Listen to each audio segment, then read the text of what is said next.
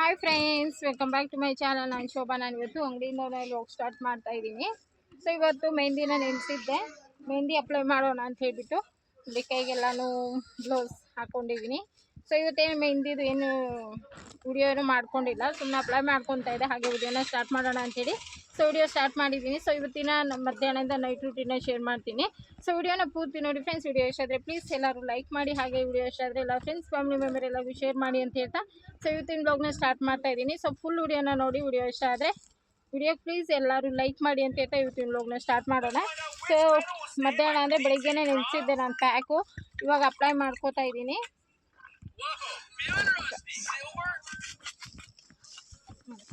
ಈ ಥರ ಗಟ್ಟಿಯಾಗಿ ನೆನೆಸಿದ್ದೀನಿ.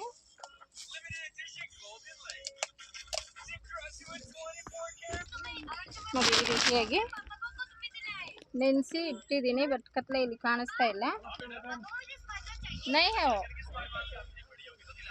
ಸೊ ಬನ್ನಿ ಇವಾಗ ಫಸ್ಟ್ ಅಪ್ಲೈ ಮಾಡ್ಕೊಳ್ಳೋಣ, ಮತ್ತು ಆಮೇಲೆ ಅಪ್ಲೈ ಮಾಡಿದ್ಮೇಲೆ ನಾನು ಆಮೇಲೆ ಲಾಕ್ಸ್ನ ಕಂಟಿನ್ಯೂ ಮಾಡ್ತೀನಿ.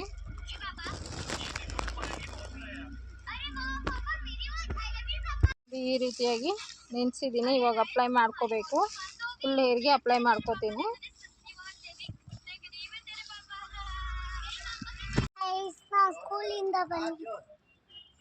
ಯಾವಾಗ ಬಂದೆ? ಇವಾಗ ಏನು ಎತ್ಕೊಂಡೆ? ಏನದು?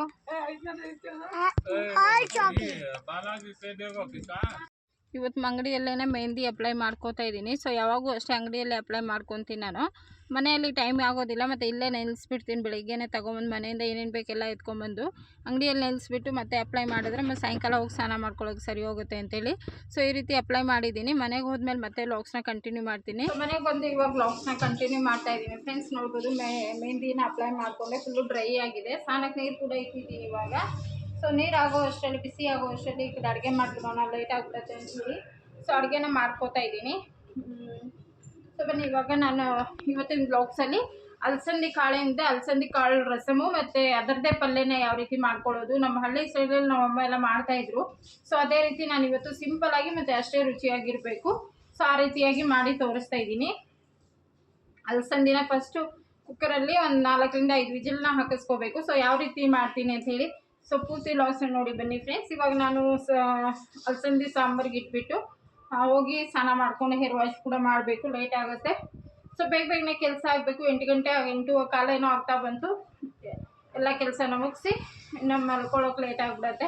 ಸೊ ಅಂಜಲಿ ಬಟ್ಟೆ ಎಲ್ಲ ಹಿಂಡಾಗ್ತಾ ಇದ್ದಾಳೆ. ಇವತ್ತು ನಾನು ಅಡುಗೆ ಮಾಡ್ಕೋತಾ ಇದ್ದೀನಿ. ಇನ್ನು ಪಾತ್ರೆ ಕೂಡ ಹಂಗೆ ಇದ್ದಾವೆ. ಎಲ್ಲ ಅಂಗಡಿಯಿಂದ ಬಂದು ಎಲ್ಲ ಕೆಲಸನ ಇವಾಗ ಮಾಡ್ಕೋಬೇಕು. ಸೊ ಬನ್ನಿ ಇವಾಗ ಬೇಗನೆ ಎಲ್ಲ ಕೆಲಸನ ಮುಗಿಸಿ ಮತ್ತು ಆಮೇಲೆ ಲಾಗ್ಸ್ನ ಕಂಟಿನ್ಯೂ ಮಾಡ್ತೀನಿ. ಕರೆಕ್ಟಾಗಿ 2 ಲೋಟ ನೀರಿಟ್ಟಿದ್ದೀನಿ. ನಾನು ಇದರದ್ದೇ ರಸಮ್ನ ಮಾಡ್ತಾಯಿದ್ದೀನಿ. ಸೊ ನೋಡ್ಬೋದು ನೀವು, ಅಲಸಂದಿ ಕಾಳೇನಿದೆ ಎಲ್ಲ ಕ್ಲೀನ್ ಮಾಡಿ ವಾಶ್ ಮಾಡಿ ತೊಗೊಂಡಿದ್ದೀನಿ.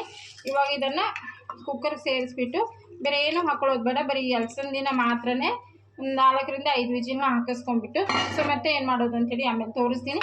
ಮತ್ತು ಇದೇ ಒಂದು ಸ್ವಲ್ಪ ಬಿಸಿನೀರಲ್ಲಿ ಹುಣಸೆಹಣ್ಣು ನೆನೆಸ್ಕೊತೀನಿ.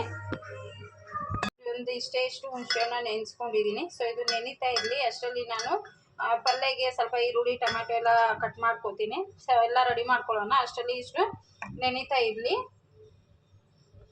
ಹುಣಸೆಹಣ್ಣು ಹಾಕಿ ರಸಮ್ ಮಾಡೋದ್ರಿಂದ ತುಂಬಾ ಚೆನ್ನಾಗಿ ಬರುತ್ತೆ.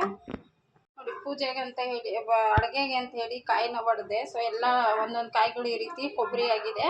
ಸೊ ಎಷ್ಟು ಚೆನ್ನಾಗಿ ಬಂತು ಅಂತ ಹೇಳಿ ನೋಡ್ಬೋದು. ಸೊ ಇದು ನಾನು ಧೂಪ ಹಾಕೋದಕ್ಕೆ ಬೇಕು ಅಂಥೇಳಿ ಎತ್ತಿಕೊಳ್ತಾ ಇದ್ದೀನಿ. ಕೊಬ್ಬರಿ ಅಷ್ಟೇ ನೋಡ್ಬೋದು, ಕಾಯಿ ಸೊ ಎಷ್ಟು ಒಣಗಿದ ಕೊಬ್ಬರಿ ಆಗಿದೆ ಅಂಥೇಳಿ. ಸೊ ಕಟ್ ಮಾಡಿ ನೋಡೋಣ. ಓಕೆ, ಫುಲ್ಲು ಒಣಗಿರೋ ಕೊಬ್ಬರಿ ಥರ ಆಗಿದೆ. ಕೆಲವೊಂದು ಮೊಳಕೆ ಬಂದಿದೆ. 2 ಕಾಯಿ ಏನಿದೆ ಮೊಳಕೆ ಬಂದಿದೆ. ಇನ್ನು ಮಿಕ್ಕಿದ ಕಾಯಿಗಳು ಏನಿದೆ ಈ ರೀತಿ ಡ್ರೈ ಆಗಿದೆ. ಕೆಲವೊಂದು ನೀರು ಇನ್ನೂ ಸ್ವಲ್ಪ ಇದೆ. ಇನ್ನೊಂದು 5-6 ಕಾಯಿ ಇದೆ ಅಷ್ಟೇ. ಬಟ್ ಕಾಯಿ ರೇಟ್ ಕೂಡ ಇವಾಗ ತುಂಬ ರೇಟ್ ಆಗಿದೆ. ಸೊ ಸ್ವಲ್ಪ ಹಾಕಿ ಇವಾಗ ಅಡುಗೆಗೆ ರಸಮ್ ರುಬ್ಬಬೇಕು. ಒಂದು ಖಾರ ರುಬ್ಕೊಳ್ಳೋಣ ಅಂಥೇಳಿ ನೋಡಿ. ನಾನು ರಸಮ್ಗೆ ಒಂದು ಸ್ವಲ್ಪ ಬೆಳ್ಳುಳ್ಳಿ, ಕೊತ್ತಂಬರಿ, ಒಂದು ಟೊಮೆಟೊ, ಒಂದು ಸ್ವಲ್ಪ ಕಾಯಿ ಇಷ್ಟನ್ನು ಮತ್ತು ಹುಣಸೆಹಣ್ಣು ನೀರು ಹಾಕಿ ರುಬ್ಬಿಟ್ಕೊಳ್ತೀನಿ. ಒಗ್ಗರಣೆಗೆ ಬಂದು ಬೆಳ್ಳುಳ್ಳಿ, ರಸಮ್ಗೆ ನಾನು ತೋರಿಸ್ತಾ ಇದ್ದೀನಿ. ಇವಾಗ ಒಗ್ಗರಣೆಗೆ ಬೆಳ್ಳುಳ್ಳಿ, ಸ್ವಲ್ಪ ಕೊತ್ತಂಬರಿ, ಮತ್ತು ಈ ಥರ ಕಡ್ಡಿ ಇರೋ ಥರ ಕರಿಬೇವು, ಸಾಸಿವೆ, ಜೀರಿಗೆ, ಒಣಗಿದ ಮೆಣಸಿನ್ಕಾಯಿ ಒಂದು 4 ಹಾಕ್ಕೊಳ್ತೀನಿ.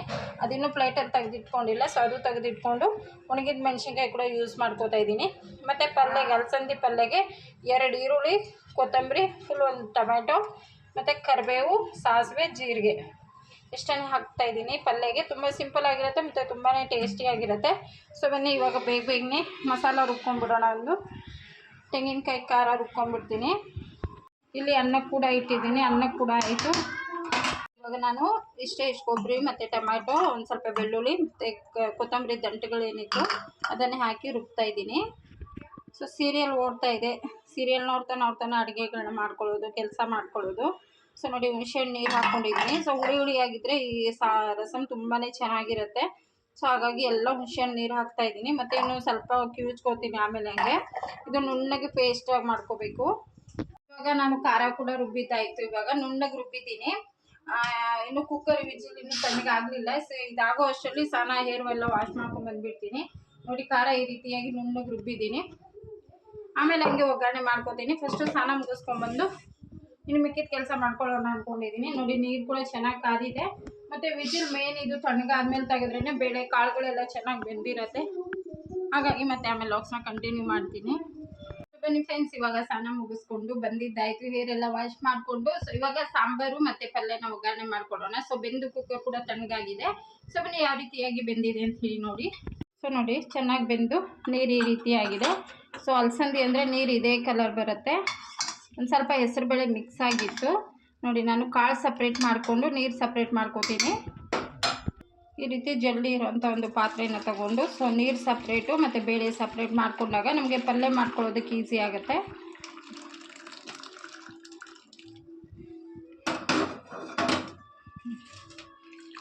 ಅಷ್ಟು ತುಂಬೆ ಹೋಯಿತು. ಬೆಂದಿರೋಂಥ ಈ ಕಾಳುಗಳೇನಿದೆ ಒಂದು ಸ್ವಲ್ಪ ನಾನು ಇದೇ ನೀರಿಗೆ ಸೇರಿಸ್ಕೊತೀನಿ. ಹಾಗೆ ಇಡೀ ಹಾಗೆ ಸೇರಿಸ್ಕೊಂಡು ಇನ್ನು ಮಿಕ್ಕಿದ್ನ ನಾನು ಒಗ್ಗರಣೆ ಮಾಡ್ಕೊತೀನಿ. ಇವಾಗ ಪಲ್ಯ ಫಸ್ಟು ಒಗ್ಗರಣೆ ಮಾಡ್ಕೊಂಬಿಡೋಣ. ನೋಡಿ ಇಲ್ಲಿ ಪಲ್ಯ ಮಾಡ್ಕೊಳ್ಳೋದಕ್ಕೆ ಎಣ್ಣೆ 2 ಟೇಬಲ್ ಸ್ಪೂನ್ ಹಾಕಿದ್ದೀನಿ. ಮತ್ತು ಇಲ್ಲಿ ರಸಮ್ ಮಾಡ್ಕೊಳ್ಳೋದಕ್ಕೆ 2 ಟೇಬಲ್ ಸ್ಪೂನ್ ಆಗೋಷ್ಟು ಎಣ್ಣೆ ಹಾಕಿದ್ದೀನಿ. ಸೊ ಎರಡೂ ಕಡೆ ಒಟ್ಟಿಗೆ ಇಟ್ಟಿದ್ದೀನಿ. ಸೊ ಎರಡೂ ಬಿಸಿ ಆಗ್ತಾಯಿದೆ. ಇಲ್ಲಿ ಎಣ್ಣೆ ಬಿಸಿ ಆಗ್ತಾ ಇದ್ದಂಗೆ ಸ್ವಲ್ಪ ಕರಿಬೇವು ಪಲ್ಯಕ್ಕೆ ಜಾಸ್ತಿ ಹಾಕೋತಾ ಇದ್ದೀನಿ. ಸ್ವಲ್ಪ ಜೀರಿಗೆ,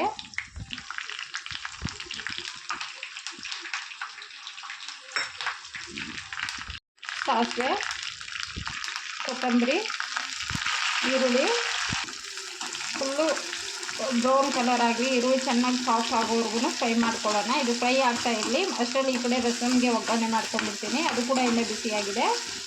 ಈರುಳ್ಳಿ ಫ್ರೈ ಆಗಿದೆ. ಇವಾಗ ಟೊಮಾಟೊ ಹಾಕಿ ಫ್ರೈ ಮಾಡ್ಕೊತಾ ಇದ್ದೀನಿ. ಟೊಮಾಟೊ ಕೂಡ ಚೆನ್ನಾಗಿ ಫ್ರೈ ಆಗಬೇಕು. ಹೈ ಫ್ಲೇಮಲ್ಲಿ ಇಟ್ಟಿದ್ದೀನಿ ಗ್ಯಾಸು.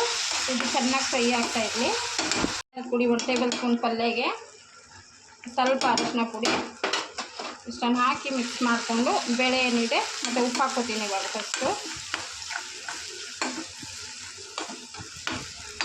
ಇದು ರುಚಿಗೆ ತಕ್ಕಷ್ಟು ಉಪ್ಪು ಇಷ್ಟು ಹಾಕಿ ಕಲಿಸ್ಬಿಟ್ಟು ಬೇಳೆ ಹಾಕಿ ಫುಲ್ಲು ನೀರೇನು ಹಾಕಬಾರ್ದು. ಚೆನ್ನಾಗಿ ಬೆಂದಿದೆ ಬೇಳೆ. ನಮಗೆ ಅಲಸಂದಿ ಕಾಳುಗಳೇನಿದೆ ಚೆನ್ನಾಗಿ ಬೆಂದಿದೆ ಅಲ್ವಾ. ಸೊ ಅದನ್ನು ಇವಾಗ ಈ ಗೊಜ್ಜೇನು ಮಾಡಿಕ್ಕೋತೀವೋ ಸೊ ಅದಕ್ಕೆ ಹಾಕಿ ಚೆನ್ನಾಗಿ ಮಿಕ್ಸ್ ಮಾಡಿಕೊಂಡು ಹೈ ಫ್ಲೇಮಲ್ಲೇ ಮಿಕ್ಸ್ ಮಾಡಿಕೊಂಡು ಈ ನೀರು ಹಿಂಗೋವರೆಗೂ ಫ್ರೈ ಮಾಡಿಕೊಂಡ್ರೆ ಸಾಕು. ಅಲಸಂದಿ ಪಲ್ಯ ರೆಡಿ ಆಯಿತು.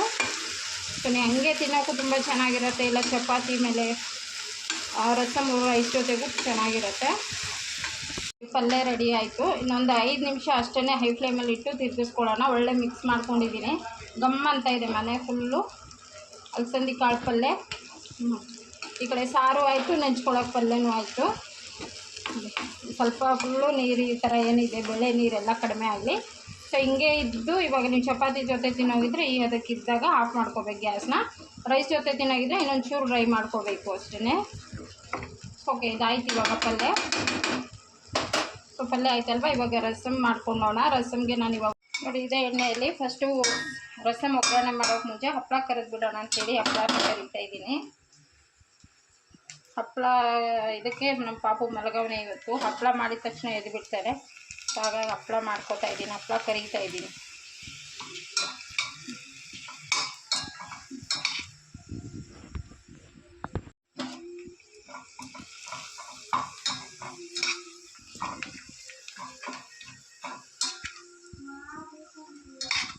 ಈ ರಸಮ್ಗೆ ಎಣ್ಣೆ ಬಿಸಿ ಇದೆಯಲ್ವ, ಒಣಗಿದ ಮೆಣಸಿನ್ಕಾಯಿ, ಇಲ್ಲಿ ಕರಿಬೇವು, ಸಾಸಿವೆ, ಜೀರಿಗೆ, ಒಂದು ಸ್ವಲ್ಪ ಈರುಳ್ಳಿ ಕೂಡ ಹಾಕ್ಕೋತಾ ಇದ್ದೀನಿ, ಚೆನ್ನಾಗಿರುತ್ತೆ ಅಂತೇಳಿ.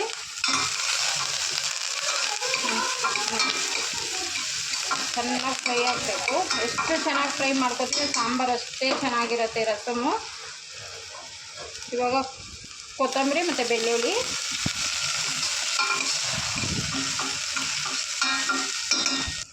ಅಚ್ಚ ಖಾರದ ಪುಡಿ ಹಾಕ್ಕೋತಾ ಇದ್ದೀನಿ, 1 ಟೇಬಲ್ ಸ್ಪೂನ್ ಆಗುವಷ್ಟು.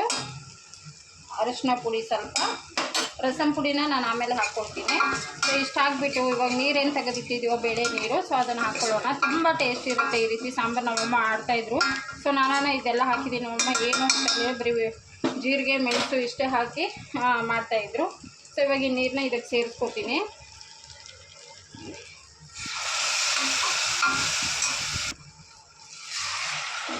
ನೀರೆಲ್ಲ ಸೇರಿಸ್ಕೊಂಡಿದ್ದಾಯಿತು. ಇನ್ನೊಂಚೂರು ನೀರು ಹಾಕ್ಕೋತೀನಿ. ಇವಾಗ ನೀರು ಎಷ್ಟು ತೆಳುಗಬೇಕೋ ಸಾಂಬಾರು ಅಂದರೆ ರಸಮ್ ನೋಡಿಕೊಂಡು ನೀರು ಸೇರಿಸ್ಕೊಳ್ಳೋಣ. ನಾನು ಇನ್ನೊಂದು ಲೋಟ ನೀರು ಹಾಕ್ಕೋತೀನಿ. ಹುಣಸೆಹಣ್ಣು ಏನಿದೆ ಇನ್ನೊಂಚೂರು ಕಿವುಚ್ಬಿಟ್ಟು ಇದೇ ನೀರನ್ನ ಸೇರಿಸ್ಕೊತಾ ಇದ್ದೀನಿ. ನೋಡಿ, ತೊಳೆದ್ಬಿಟ್ಟು ಅದೇ ನೀರನ್ನ ಸೇರಿಸ್ಕೊತಾ ಇದ್ದೀನಿ.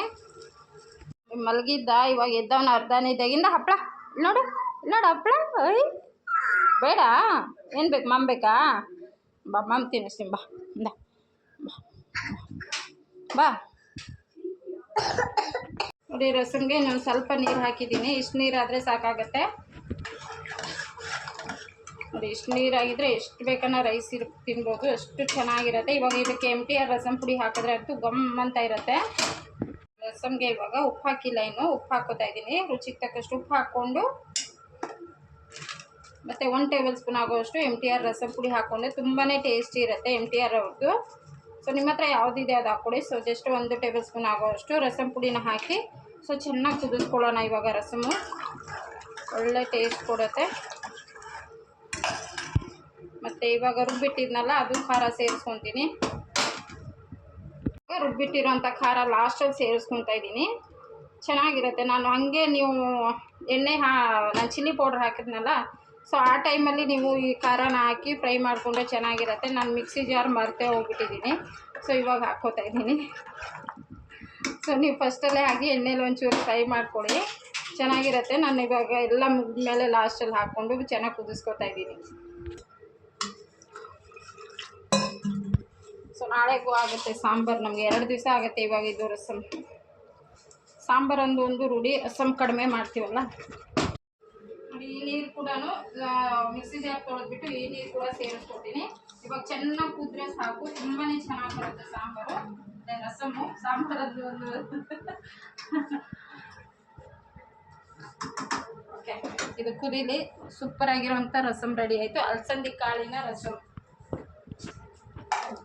ನೋಡ್ಬೋದು ಫ್ರೆಂಡ್ಸ್, ರೆಡಿ ಆಯಿತು ಅಲಸಂದಿ ಕಾಳಿನ ಸಾಂಬಾರು. ಸೊ ಇವತ್ತಿನ ಸಾಂಬಾರು ಮತ್ತು ಪಲ್ಯ ರೆಸಿಪಿನ ಶೇರ್ ಮಾಡಿದ್ದೀನಿ. ಹೇಗೆ ಅನ್ನಿಸ್ತು ಅಂತೇಳಿ ತಪ್ಪದಿರ ಕಮೆಂಟ್ ಮಾಡಿ. ವಿಡಿಯೋ ಇಷ್ಟ ಆದರೆ ಪ್ಲೀಸ್ ಲೈಕ್ ಮಾಡಿ. ನೋಡಿ ಫ್ರೆಂಡ್ಸ್, ಇಲ್ಲಿ ಪಲ್ಯ ಮತ್ತು ರಸಮು ರೆಡಿ ಆಯಿತು. ಇನ್ನು ಊಟ ಮಾಡೋಣ. ಬಿಸಿ ಬಿಸಿ ಅನ್ನ ಕೂಡ ರೆಡಿಯಾಗಿದೆ ನೋಡ್ಬೋದು. ಸೊ ಊಟ ಮಾಡೋಣ. ಪಾಪು ನೋಡಿ ನಿದ್ದೆಗೆ ಎದ್ದಿದ್ದಾನೆ, ತಿನ್ನಿಸ್ಬೇಕು ಇವಾಗ. ಆಯ್ತು ಇರು ತಿನ್ನಿಸ್ತೀನಿ ಬಾ. ಸೊ ನಾನು ವಿಡಿಯೋ ಮಾಡ್ತಾ ಇರೋದ್ರಿಂದ ಅವನು ಹಪ್ಪಳ ನೋಡಿಬಿಟ್ಟು ಊಟ ತಿನ್ನಿಸು ಅಂತೇಳಿ ಹಠ ಮಾಡ್ತಾ ಇದ್ದಾನೆ. ಸೊ ಫಸ್ಟ್ ಊಟನ ಮುಗಿಸ್ಬಿಟ್ಟು ಇವತ್ತಿನ ವ್ಲಾಗ್ಸ್ನು ಆಮೇಲೆ ಎಂಡ್ ಮಾಡ್ತೀನಿ ನಾನು. ಇವತ್ತು ಊಟ ಎಲ್ಲ ಮುಗಿಸ್ಬಿಟ್ಟು ಇವಾಗ ಟೆರೆಸ್ ಮೇಲೆ ಬಟ್ಟೆಗಳು ಒಣಗಾಕ್ಬಿಟ್ಟು ಹೋಗೋಣ ಅಂಥೇಳಿ ಬಂದಿದ್ದೀವಿ. ನಾನು, ಅಂಜಲಿ, ಪಾಪು.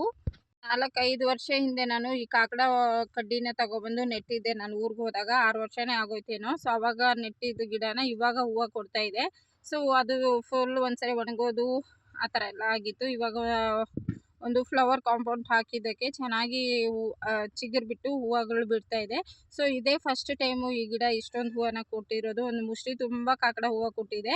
ತುಂಬಾ ಚೆನ್ನಾಗಿದೆ. ದೊಡ್ಡದಾಗಿ ಅರಳಿರುತ್ತೆ, ನೋಡೋಕ್ಕೆ ಚೆನ್ನಾಗಿ ಕಾಣಿಸುತ್ತೆ. ಹಾಗಾಗಿ ಇವತ್ತು ವಿಡಿಯೋನ ಸ್ಪೀಡ್ ಮಾಡ್ದಿರ ಪೂರ್ತಿ ಹಾಗೆ ನಿಧಾನಕ್ಕೆ ಅಪ್ಲೋಡ್ ಮಾಡಿದ್ದೀನಿ. ಸೊ ಪೂರ್ತಿ ವ್ಲಾಗ್ಸ್ ನೋಡಿ ಫ್ರೆಂಡ್ಸ್. ಮತ್ತು ವಿಡಿಯೋಗಳು ನೋಡಿಬಿಟ್ಟು ಏನು ಅನಿಸುತ್ತೆ ಅಂತ ಹೇಳ್ಬಿಟ್ಟು ಕಮೆಂಟ್ ಮಾಡಿ. ಸೊ ವಿಡಿಯೋ ಇಷ್ಟ ಆದರೆ ಗೊತ್ತಲ್ವ, ಎಲ್ಲರೂ ಲೈಕ್ ಮಾಡಿ, ಹಾಗೆ ಎಲ್ಲರಿಗೂ ವಿಡಿಯೋಗಳನ್ನ ಶೇರ್ ಮಾಡಿ. ಸೊ ತುಂಬಾ ಕಡಿಮೆ ಜನ ನೋಡ್ತಾ ಇದ್ರೆ ಆದಷ್ಟು ಎಲ್ಲರೂ ನೋಡಿ ಅಂತ ಹೇಳ್ತಾ ಇವತ್ತಿನ ನನ್ನ daily routine. So morning to evening routine ಅಂದರೆ ಮಧ್ಯಾಹ್ನದಿಂದ ಸಂಜೆ ರುಟೀನ್. ಸೊ ಈ ಥರ ಆಗಿರುತ್ತೆ ಮನೆಗೆ ಹೋದ್ಮೇಲೆ. ಸೊ ಅಂಗಡಿಯಲ್ಲಿ ತುಂಬಾ ಬ್ಯುಸಿ ಇರೋದ್ರಿಂದ ಅಂಗಡಿಯಲ್ಲಿ ವ್ಲಾಗ್ಸ್ನ ಮಾಡ್ತಾಯಿಲ್ಲ, ಬರೀ ಮನೆಗೆ ಬಂದು ಸಂಜೆ ಟೈಮು ವ್ಲಾಗ್ಸ್ನ ಮಾಡ್ತೀನಿ. ಬೆಳಿಗ್ಗೆ ವ್ಲಾಗ್ಸ್ ಮಾಡೋದೆಲ್ಲ ತುಂಬಾ ಕಡಿಮೆ ನಾನು. ಮತ್ತು ಹಲಸಿನ ಹಣ್ಣು ಗಿಡ ಏನಿದೆ ತುಂಬ ದೊಡ್ಡದಾಗಿ ಬಂದಿದೆ. ಸೊ ಇವಾಗ ನೋಡ್ತಾ ಇರೋದೇ ಹಲಸಿನ ಹಣ್ಣು ಗಿಡ ತುಂಬ ದೊಡ್ಡದಾಗಿ ಎತ್ತರಾಗಿ ಬಂದಿದೆ. ಇನ್ನು ಇಷ್ಟರಲ್ಲೇ ಊರಿಗೆ ತೊಗೊಂಡೋಗಿ ಅದನ್ನು ಕೂಡ ಅಲ್ಲಿ ಗದ್ದೆಯಲ್ಲಿ ಹಾಕಿಬಿಟ್ಟು ಬರ್ತೀನಿ ನಾನು. ಮಾವಿನ ಹಣ್ಣು ಗಿಡ ಮತ್ತು ಇದು ಹಲಸಿನ ಹಣ್ಣು ಗಿಡ. ಸೊ ಇಲ್ಲಿ ಪಾಟಲ್ಲಿ ತುಂಬಾ ಮಣ್ಣು ಕಡಿಮೆ ಇದೆ, ಹಾಗಾಗಿ ಸರಿಯಾಗಿ ಗಿಡಗಳು ಬೆಳೀತಾ ಇಲ್ಲ. ಗಿಡಕ್ಕೆ ಮೇನ್ ಬೇಕಾಗಿರೋದು ಫುಲ್ಲು ಮಣ್ಣು ಹಾಕಿರಬೇಕು ನೀಟಾಗಿ. ಇಲ್ಲಿ ಮಣ್ಣು ಕೂಡ ಇವಾಗ ನಾವು ಕಾಸು ಕೊಟ್ಟು ತಗೋಬೇಕು. ಸೊ ಫಸ್ಟೆಲ್ಲ ಇಲ್ಲಾಂದರೆ ರೋಡಲ್ಲಿ ಆಗದಿರ್ತಾಯಿದ್ರು, ಎತ್ಕೊಂಡೋಗೆಲ್ಲ ಹಾಕ್ತಾಯಿದ್ವಿ. ಇವಾಗೆಲ್ಲ ಮಣ್ಣುಗಳೇ ಕಾಣಿಸೋದೇ ಇಲ್ಲ. ಎಲ್ಲೂ ಹುಡುಕ್ತೀನಿ ನಾನು, ರೋಡಲ್ಲೆಲ್ಲ ಕೆಮ್ಮಣ್ಣು ಸಿಕ್ಕಿದ್ರೆ ಗಿಡಗಳು ತುಂಬಾ ಚೆನ್ನಾಗಿ ಬರುತ್ತೆ.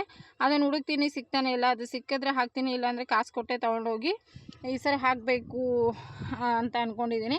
ಮತ್ತು ಊರಿಗೆ ಹೋದಾಗ ನಾನು ಗೊಬ್ಬರ ಸಿಗುತ್ತೆ, ಅದು ನಾಟಿ ಹಸುದೆಲ್ಲ ಗೊಬ್ಬರ ಸಿಗುತ್ತೆ.